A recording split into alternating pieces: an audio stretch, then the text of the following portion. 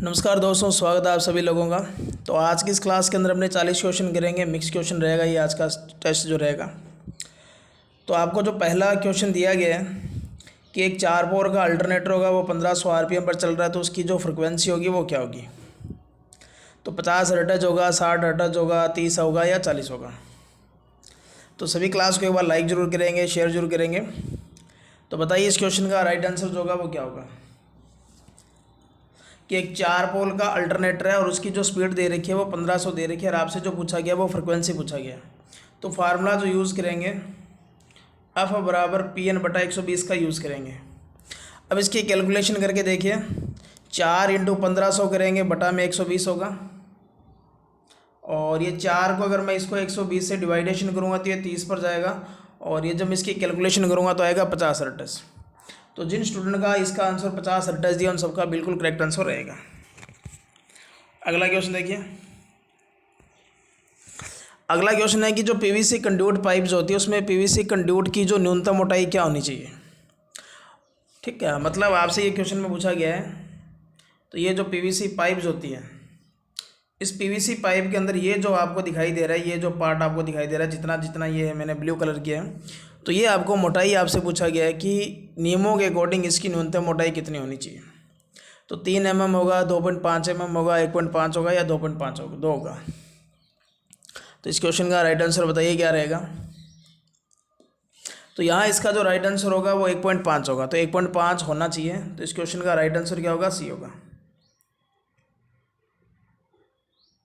अगला क्वेश्चन देखिए कि सीरीज मोटर जो होगा उसमें जो लोड करंट जो होगा IL का मान आपको बताना है क्या रहेगा।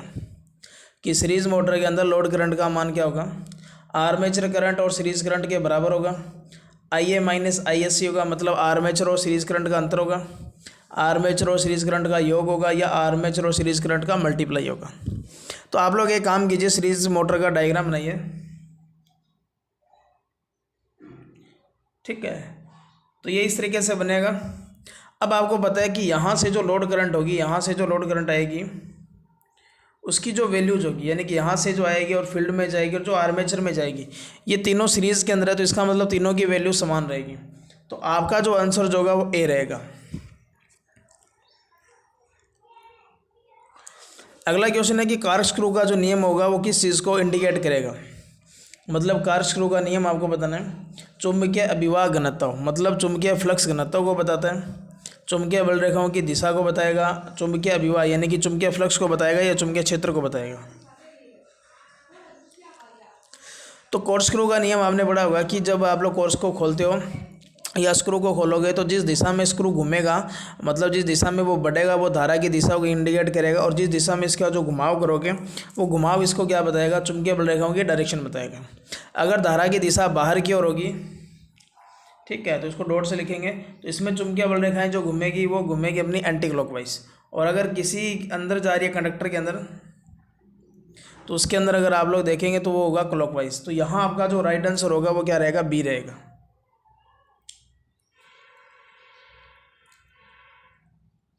अगला क्वेश्चन है कि किसी वायरिंग के अंदर जो आप लोग जो लीकेज करंट होगी वो अधिकतम कितनी हो सकती है BIS के अनुसार। मतलब ब्यूरो ऑफ इंडियन स्टैंडर्ड के अकॉर्डिंग आपको बताना है कि जो फुल लोड करंट का 1/5000 होगा, 1/3000 होगा, 1/100 होगा या 1/2000 होगा। तो इस क्वेश्चन का बताइए राइट आंसर जो होगा वो क्या होगा।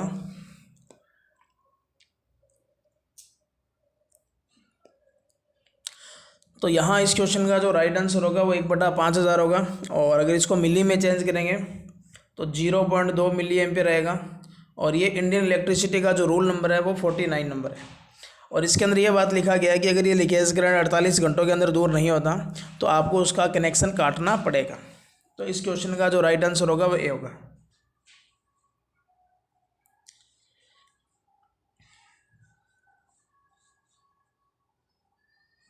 अगले क्वेश्चन में आपको जो फ्लैशर जो होता है उसका यूज़ पूछा गया। तो फ्लैशर आपको बताना है काम क्या करेगा कि कार्यालय प्रकाश व्यवस्था, मतलब ऑफिस होगा उसके अंदर जो लाइटिंग सिस्टम करेंगे उसका यूज़ करेंगे। कारखाना मतलब कोई इंडस्ट्रियल जो आपने लगा रखा है उसके अंदर लाइटिंग सिस्टम करेंगे, या सिलाई की दुकान के अंदर, या इसका सजावटी कामों में यूज़ किया जाता है। तो फ्लैशर आपने देखा होगा इस तरीके का इसका शेप होता है। ठीक है, यहाँ बाई मेटेलिक स्ट्रिप लगी होती है। तो ये मैं आपको बता दूं, ये एक स्विच की तरह काम करेगा और ये परिपथ को ऑन ऑफ करने का काम करता है और ये किसी भी प्रकार का प्रकाश उत्पन्न नहीं करता, लेकिन इसकी सहायता से जो लड़ियाँ जो होती है, छोटे बल्ब जो होती है, उनको क्या किया जा सकता है, ऑन ऑफ। तो यहाँ आपका जो यूज़ ये करेंगे वो करेंगे जो डेकोरेटेड लाइटिंग जो सिस्टम जो होगी उसके अंदर, मतलब सजावटी प्रकाश व्यवस्था में करेंगे। तो डी इस क्वेश्चन का राइट आंसर होगा।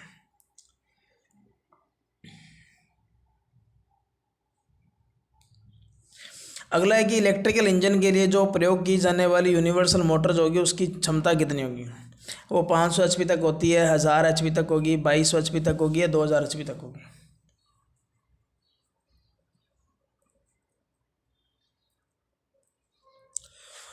तो यूनिवर्सल मोटर की रेटिंग आपको बताना है, उसकी कैपेसिटी आपको बताना है।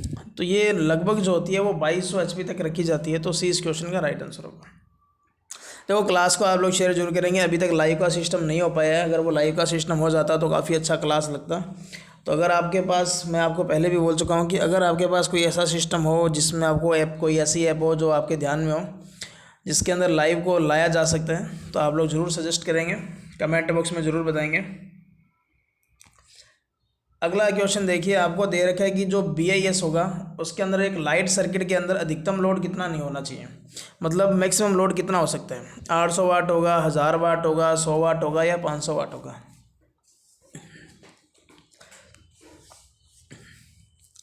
तो यहाँ से बताइए इस क्वेश्चन का राइट आंसर क्या होगा।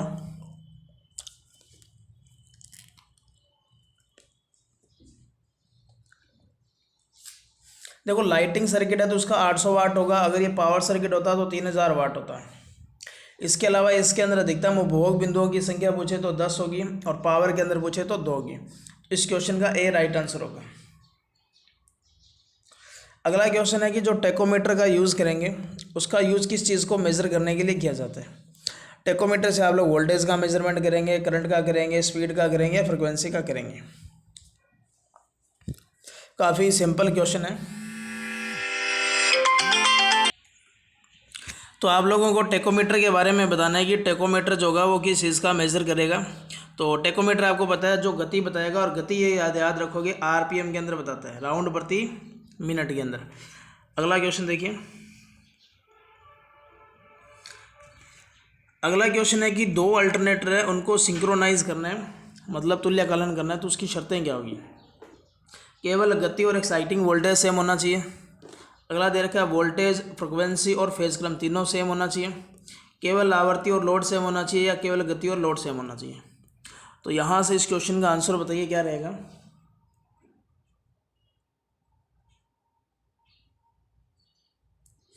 तो दो अल्टरनेटर को जब चलाया जाता है, जब लोड की मात्रा ज़्यादा होती है, तो उस समय ये तीनों चीज़ें बराबर होना चाहिए, मतलब वोल्टेज, फ्रिक्वेंसी और फेज क्रम। तो 20 क्वेश्चन का राइट आंसर होगा। अगला क्वेश्चन है कि आमतौर पर एक सिंगल फेज मोटर जो होती है उसमें किस प्रकार की वाइंडिंग का यूज़ किया जाता है। मतलब क्वेश्चन में ये है कि जो सिंगल फेज मोटरें नॉर्मली अपने यूज़ करते हैं तो उसमें जो वाइंडिंग यूज़ करेंगे वो किस प्रकार की यूज़ करेंगे। डायमंड होगा, कासेट्रिक होगा, बास्केट होगा या चेन होगा।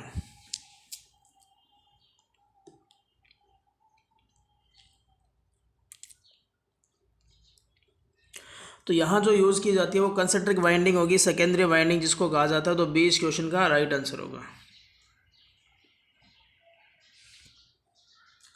अगला क्वेश्चन देखिए, अगला इंग्लिश में दे दिया है यहाँ पर। What is the relation between the coil pitch and pole pitch in full pitch winding. मतलब आपकी जो फुल पिच वाइंडिंग होगी उसमें कोयल पिच और पोल पिच के बीच में संबंध आपको बताना है। फुल पिच के अंदर कोयल पिच बड़ी होगी पोल पिच के साथ, या कोयल पिच और बैक पिच बराबर होगी, कोयल पिच और पोल पिच बराबर होगी, या पोल पिच बड़ी होगी और पोल पिच बड़ी होगी और कोयल पिच छोटी होगी। तो यहाँ से इस क्वेश्चन का आंसर बताइए क्या रहेगा।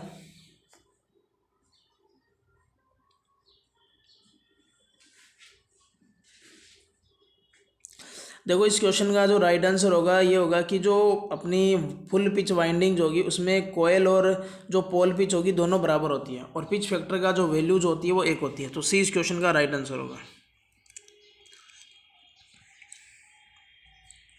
अगला क्वेश्चन है कि जो टैपिंग स्विच होगा वो कहाँ जुड़ा होगा।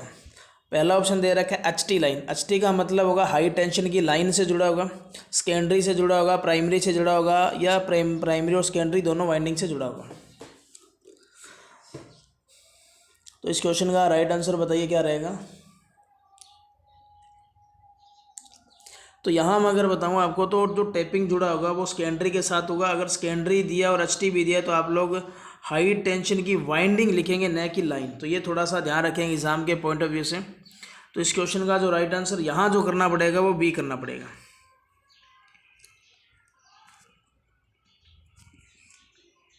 अगला क्वेश्चन है कि जो घरेलू उपकरण जो यूज़ किए जाते हैं हमने, उसमें जो तापक तत्व जो होगा, मतलब जो हीटिंग एलिमेंट होगा, उसमें कुछ सामग्री का प्रयोग करेंगे।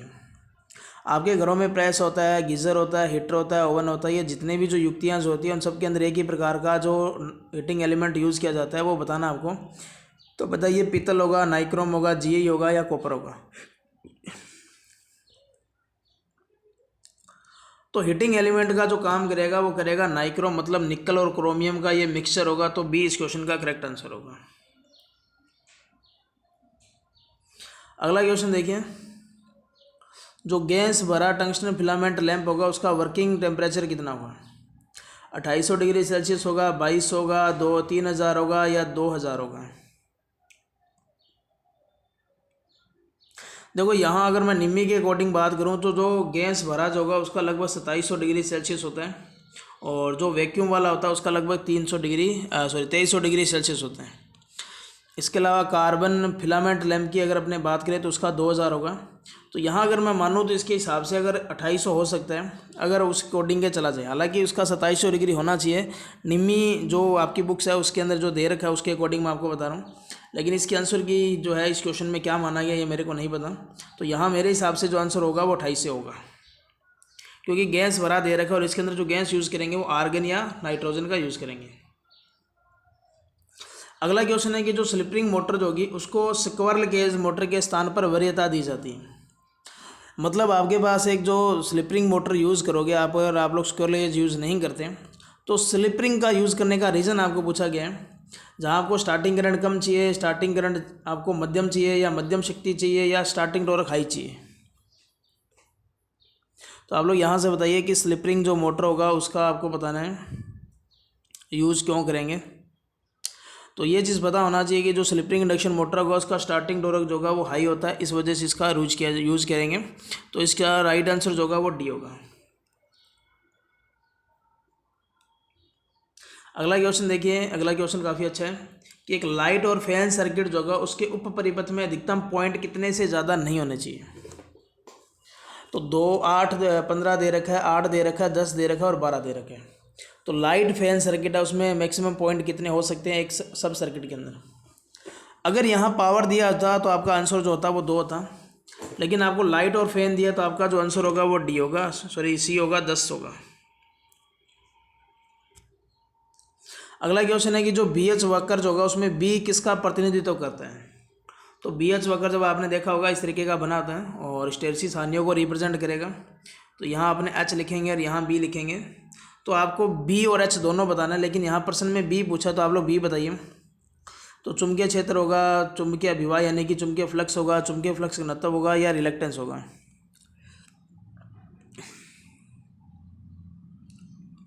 तो ये बी जो होगा आपका चुंबकीय फ्लक्स डेंसिटी होगा, घनत्व होगा। एच जो होगा वो चुंबकीय क्षेत्र होगा। तो अगर एच के बारे में पूछा जाता तो आप लोग क्या करते हैं, चुंबकीय क्षेत्र करते हैं, लेकिन बी पूछा तो आपका चुंबकीय अभिवाह घनत्व यानी कि चुंबकीय फ्लक्स डेंसिटी होगा।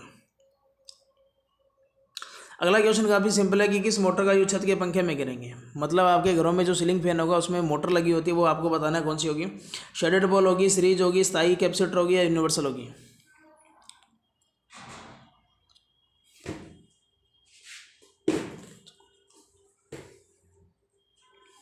तो यहाँ इस क्वेश्चन का जो राइट आंसर की अगर अपने बात करें तो परमानेंट कैपेसिटर होगी, मोटर होगी लगभग 2.5 सवा 2 से लेकर 2.5 माइक्रोफेरेड का कैपेसिटर भी यूज़ किया जाता है। तो ये इसकी रेंज भी आप लोग याद रखेंगे। अगला क्वेश्चन देखो काफ़ी अच्छा है कि मूविंग आयरन इंस्ट्रूमेंट जो होगा, मतलब एमआई उपकरण के बारे में आपसे पूछा गया है कि इसका यूज़ आप लोग किस सप्लाई पर करेंगे। केवल डीसी पर करेंगे, एसी डीसी दोनों पर करेंगे या केवल एसी पर करेंगे।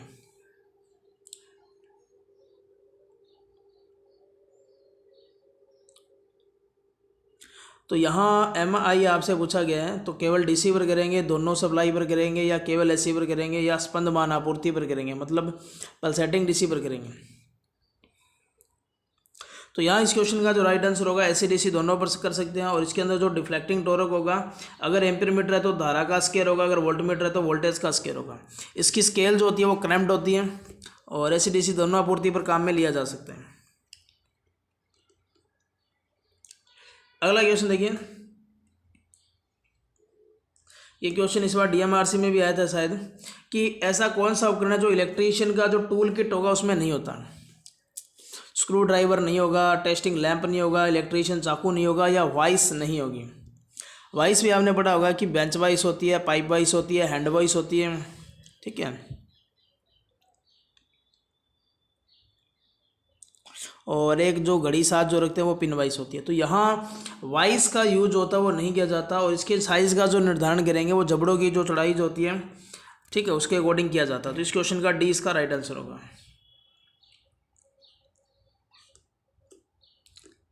अगला है कि डीसी जनरेटर जो होगा वो किस सिद्धांत पर काम करेगा, मतलब उसका वर्किंग प्रिंसिपल आपको बताना है। न्यूटन के नियम पर काम करेगा, ओम के नियम पर काम करेगा, लेंस के नियम पर काम करेगा, फैराडे का विद्युत चुंबकीय प्रेरण के नियम पर काम करेगा। तो डीसी जनरेटर के बारे में आप लोग बताइए कि इसका जो वर्किंग सिद्धांत जो है वो कौन सा है। न्यूटन का नियम होगा, ओम का नियम होगा, लेंस का होगा, या फैराडे वाला होगा। तो सिंपल ये क्वेश्चन था। और इस क्वेश्चन का अगर अपने बात करें तो डी इसका राइट आंसर होगा। तो डी इस क्वेश्चन का राइट आंसर होगा। तो इसका आंसर जो होगा फैराडे के विद्युत चुम्बकीय प्रेरण के नियम पर काम करेगा। अगला क्वेश्चन देखिए, अगला क्वेश्चन आपको दे रखे कि जो शक्ति कारक होगा, मतलब पावर फैक्टर जो होगा, उसकी मैक्सिमम वैल्यू कितनी होगी। इकाई से ज़्यादा होगी, इकाई से कम होगी, इकाई होगी, या शून्य होगी। मतलब पावर फैक्टर जो होगा उसकी मैक्सिमम वैल्यू अगर आपसे को पूछे तो कितना होगा। और पावर फैक्टर को मैं आपको बता देता हूँ, कोस में लिया जाता है और फाई जो होगा इसका कलांतर होगा। इसका मतलब पावर फैक्टर अगर पूछे तो किस बात पर डिपेंड करेगा, वो करेगा कलांतर पर। तो मैक्सिमम इसका जो मान होगा वो इकाई हो सकता है, क्योंकि कोस की जो रेंज होगी वो 0 से क्या होगी, 1 होगी। अगला आपको बताना है कि इनमें से कौन सा विषम चुंबकीय पदार्थ है। मतलब आपको जो बताना है वो डायामैग्नेटिक मटेरियल बताना है, मतलब प्रति चुंबकीय बताना है। तो बिस्मिथ, एंटीमनी सोना होगा, लोहा चांदी सोना होगा, प्लेटिनम एल्यूमिनियम चांदी होगा, या लोहा निकल और कोबाल्ट होगा।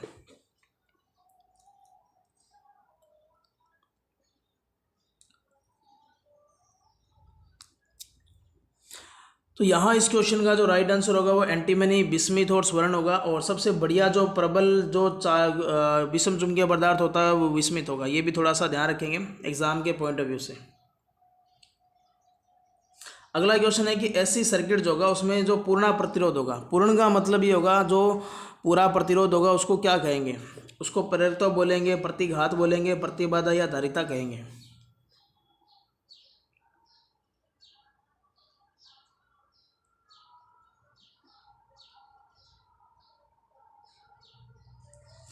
तो इस क्वेश्चन की अगर मैं बात करूं तो इम्पिडेंस होगा, यानी कि जेड जो होगा वो आपको पता होना चाहिए कि आर का स्केयर और एक्स का स्केयर दोनों का होगा, जोड़ होगा। और एक्स की जगह यहाँ एक्सएल भी आ सकता है, एक्स भी आ सकते हैं। तो यहाँ इस क्वेश्चन का सी राइट आंसर होगा। अगला क्वेश्चन देखिए कि फैराडे का जो इलेक्ट्रोलाइसिस का जो पहला नियम है, इसके अनुसार आपको एम का मान बताना है किसके बराबर होगा। तो एम बराबर जेड एस टी होगा, जेड एफ टी होगा, जेड आई टी होगा, या जेड ए टी होगा।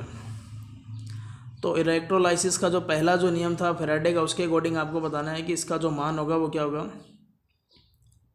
तो फैराडे का पहला नियम क्या कहता है कि जो एम जो होगा, इलेक्ट्रोडों पर जो मुक्त होने वाले पदार्थ की मात्रा जो होगी वो धारा और समय के गुणनफल के समानुपाती होगी। जब आप लोग समानुपाती का चिन्ह हटाएंगे तो जेड आएगा, और जेड की जो यूनिट होगी वो एम जी प्रति कूलाम होगी। अगला क्वेश्चन देखिए कि अगला दे रखा है कि सीढ़ियों की जो वायरिंग करेंगे उसमें जो दो तरफा यानी कि टू वे स्विच का इस्तेमाल करेंगे, उनकी संख्या आपसे पूछी गई है। तो ध्यान से देखिए क्वेश्चन को कि सीढ़ियों के तारों में जो सर्किट में जो इस्तेमाल होता है उसमें जो दो तरफा का मतलब टू वे रहेगा, जिसमें धारा का प्रवाह दोनों दिशाओं में होगा, तो उनकी संख्या पूछी है। तो यहाँ इस तरीके से इसका बनता है, और यहाँ मैं फेज दूंगा और यहाँ मैं न्यूट्रल इसको दूंगा फेज, और यहाँ दूंगा न्यूट्रल। तो यहाँ इस तरीके से बनेगा। तो एक आपके पास स्विच नंबर ये रहेगा और दूसरा जो स्विच रहेगा वो ये रहेगा। तो टोटल यहाँ स्विच की जो संख्या होगी वो 2 होगी। अगला क्वेश्चन है, देखिए कि 300 वोल्ट पर जो वोल्टमीटर की रीडिंग है वो 40 वोल्ट है। मतलब एक ऐसा वोल्टमीटर है, अगर आपकी वोल्टेज 300 वोल्ट है तो वो जो रीडिंग करेगा वो केवल 40 करेगा। अब काम क्या है कि मीटर जो होगा चयन करता स्विच है, यानी कि स्विच कितना है 30 वोल्ट पर। मतलब ये जो 300 वोल्ट वाला था इसकी सुई कर दी मैंने 30 वोल्ट पर, यानी कि 30 वोल्ट में मेजर करूँगा। तो अब पाठ्यांक कितना है आपको ये बताना है। तो ये 4 वोल्ट होगा, 12 होगा, 30 होगा या 40 होगा।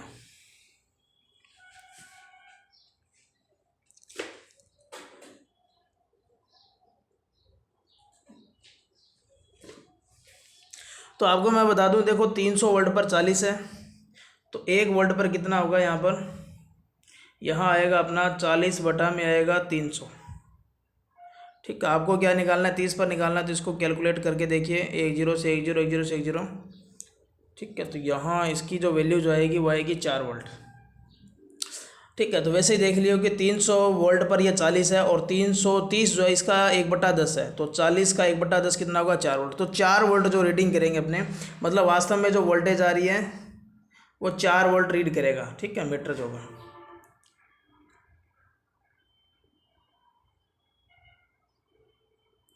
इस क्वेश्चन को देखो, मैं बताता हूँ इसकी लैंग्वेज क्या कहती है कि अगर 300 वोल्ट की सप्लाई है तो वो 40 वोल्ट रीड करेगा, और 30 वोल्ट होगी तो उसका पाठ्यांक क्या होगा। तो मैंने पहले शुरू में थोड़ा सा गलत लैंग्वेज बोल दिया था। मतलब 300 वोल्ट अगर आप लोग क्या करोगे, मेजर करोगे, तो मीटर जो रीडिंग दे रहा है वो 40 दे रहा है। अगर आप लोग 30 दोगे तो मीटर कितना रीड करेगा ये आपसे पूछा, तो आंसर सेम ही रहेगा, 4 ही रहेगा। अगला क्वेश्चन है कि जो सोलर बैटरियाँ जो होती है उसमें किस सामग्री का इस्तेमाल करेंगे। सेमीकंडक्टर होगा, चांदी कंडक्टर होगा, कार्बन होगा, या शीशा और टिन कंडक्टर होगा।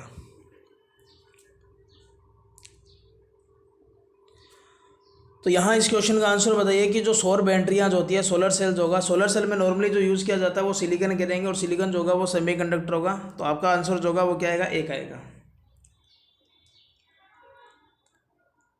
अगला क्वेश्चन है कि अगर 5 ओम के 3 प्रतिरोध सीरीज में जोड़ दिए तो टोटल रेजिस्टेंस क्या होगा, 20 होगा, 5 होगा, 10 होगा या 15 होगा। बिल्कुल सिंपल क्वेश्चन है। तो श्रेणी में जब आप लोग इनके फार्मूले का यूज़ करोगे तो आप लोग बताइए किस फार्मूले का यूज़ करते हैं हमने।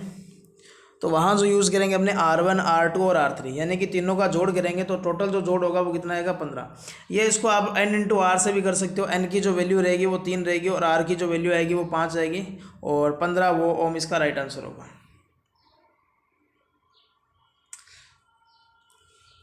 अगला क्वेश्चन देखिए, जो डीसी करंट जो होगी उसमें धनात्मक, ऋणात्मक और जो तटस्थ है यानी कि तार, यानी कि आपको मिडिल वायर पूछा गया तो उसकी कोड क्या होंगे।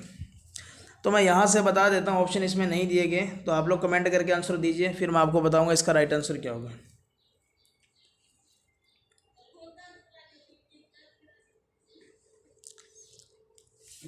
तो धनात्मक तार अगर मैं बात करूँ तो ये रेड कलर का होगा। मिडल वायर जो होगा ये आपका किस कलर का होगा, ये ब्लैक कलर का होगा। और इस कंडीशन के अंदर आपका जो ये ऋणात्मक तार जो होगा ये ब्लू कलर का होगा। ठीक है, तो ये थोड़ा सा ध्यान रखेंगे। अगर आपके पास 3 है तो आपका जो पॉजिटिव वायर होगा वो रेड कलर का होगा, जो मिडिल वायर होगा वो ब्लैक का होगा, और जो नेगेटिव वायर होगा अपना वो किसका होगा, वो ब्लू कलर का होगा। अगला क्वेश्चन है कि 100 एम्पियर ऑब्लिक 5 एम्पियर अनुपात का एक सीटी है, वो 5 एम्पियर के एम्पियर मीटर से जुड़ा है। तो आपको उसकी रीडिंग अगर 3 एम्पियर है तो वास्तविक करंट कितनी होगी। मतलब आपके पास एक एम्पियर मीटर जो है वो सीटी के साथ जुड़ा हुआ है इस तरीके से। अगर लाइन के अंदर 100 एम्पियर की करंट है तो इसकी जो रीडिंग आएगी वो 5 एम्पियर आएगी। लेकिन आपको दे दिया कि ये 3 एम्पियर का ही रीड कर रहा है, यहाँ जो एम्पियर मीटर लगा है ये 3 एम्पियर की रीडिंग कर रहा है। तो आपको ये बताना है कि इस लाइन के अंदर जो करंट चल रही है उसकी वैल्यू क्या है। मतलब यहाँ इस लाइन के अंदर जो करंट चलेगी उसकी वैल्यू आपको बताना है। तो आपको इसका सिंपल मेथड आपको पता होगा, तो आंसर देते रहिए सभी। देखो क्लास को लाइक जरूर करके जाएंगे, शेयर जरूर करके जाएंगे सभी स्टूडेंट। तो यहाँ मैं आपको बता देता हूँ इसका जो आंसर होगा, इसका रेशो निकालेंगे आएगा 20। तो 100 को अगर मैं 5 से डिवाइड करूँगा तो 20 आएगा, और 20 को अगर मैं 3 से मल्टीप्लाई करूँगा तो 60 एम्पियर। यानी कि जो एम्पियर मीटर जो होगा अगर वो 3 एम्पियर का रीड करेगा तब करेगा जब लाइन के अंदर जो करंट चलेगी वो 60 एम्पियर होगी। अगले क्वेश्चन में CFL का पूरा नाम आपसे पूछा गया। कॉम्पैक्ट फ्लोरोसेंट लैंप होगा, कॉमन फिलामेंट लैंप होगा, कंप्लीट फिलामेंट लैंप होगा, या कॉन्टैक्ट फ्लोरोसेंट लैंप होगा।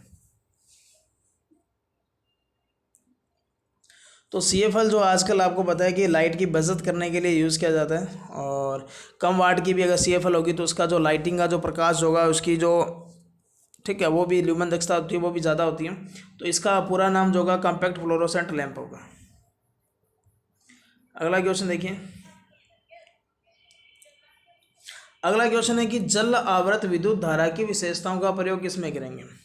देखो, जलावर्त का मतलब एडी करंट के बारे में आपको दिया गया है। तो वाइंडिंग में जो हीटिंग होती है वो बेकार की हीटिंग करेगा, ये मोटर में ब्रेकिंग का काम करेगा, मोटर में कूलिंग का करेगा, जो या मूविंग कोयल में डैम्पिंग उत्पन्न करेगी।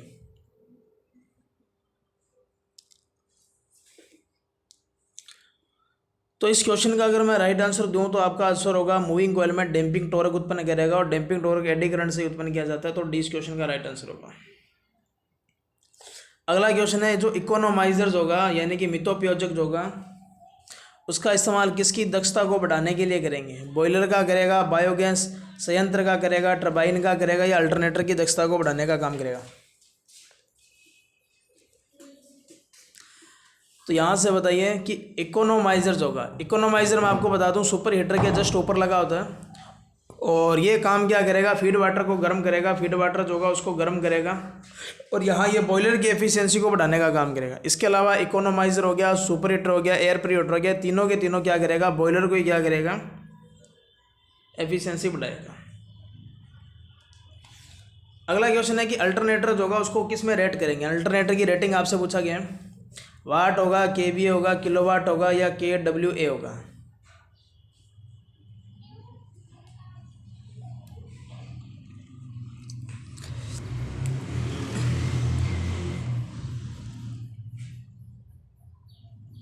तो अल्टरनेटर जो होगा उसको रेट किस में करेंगे, आपसे पूछा गया है। तो अल्टरनेटर हो गया, ट्रांसफार्मर हो गया, दोनों की जो रेटिंग होगी वो केवीए या एमवीए में ली जाती है। अगला क्वेश्चन देखिए। 3 फेज प्रणाली के अंदर संतुलित और असंतुलित भार को मापने के लिए किस पद्धति का यूज़ करेंगे। 4 वाट मीटर विधि का यूज़ करेंगे, 3 का करेंगे, 1 का करेंगे, या 2 का करेंगे। तो यहाँ आपको बताना है कि संतुलित और असंतुलित दोनों प्रकार का अगर आपके पास लोड होगा तो आप लोग किस मेथड का यूज़ करेंगे।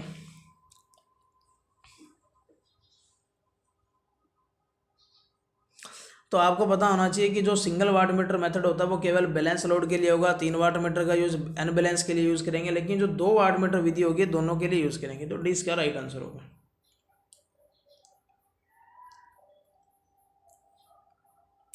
अगला क्वेश्चन है कि जो सॉफ्ट सोल्डर होगा उसमें टिन और शीशे का प्रतिशत कितना होगा। ये आपसे यहाँ से पूछा है, तो इसको सॉफ्ट की जगह आप लोग इलेक्ट्रीशियन सोल्डर कर लीजिए।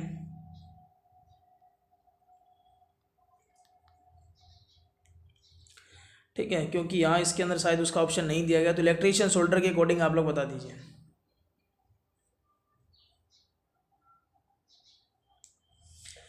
60-40-60 होगा, 20-80 होगा, 80-20 होगा, या 60-40 होगा। तो जो इलेक्ट्रीशियन सोल्डर जो होगा उसमें 60-40 होगा। इसके अलावा प्लम्बर सोल्डर का अगर पूछे तो 65-35 होगा।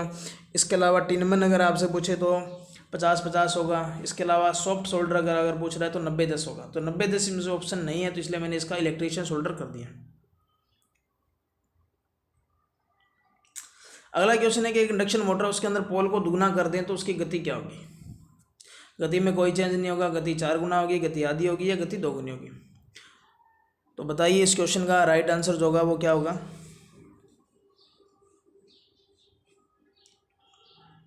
तो जो स्पीड का जो फार्मूला होगा वो 120 F/में में क्या होगा, P होगा। तो मैंने काम क्या किया, पोल को दुगना किया। जैसे ही मैं पोल को दुगना करूँगा तो स्पीड क्या हो जाएगी, आधी। तो इस क्वेश्चन का सी राइट आंसर होगा। अगला क्वेश्चन है, ये आज का लास्ट क्वेश्चन रहेगा, कल फिर अपने 40 क्वेश्चन करेंगे। तो निम्न में से किस मोटर को कम लागत के रखरखाव की आवश्यकता होगी। मतलब आपको ये पूछा गया है कि जो मोटर जो होगी जिसमें अपने को जो मेंटेनेंस होगा वो सबसे कम करना पड़ेगा।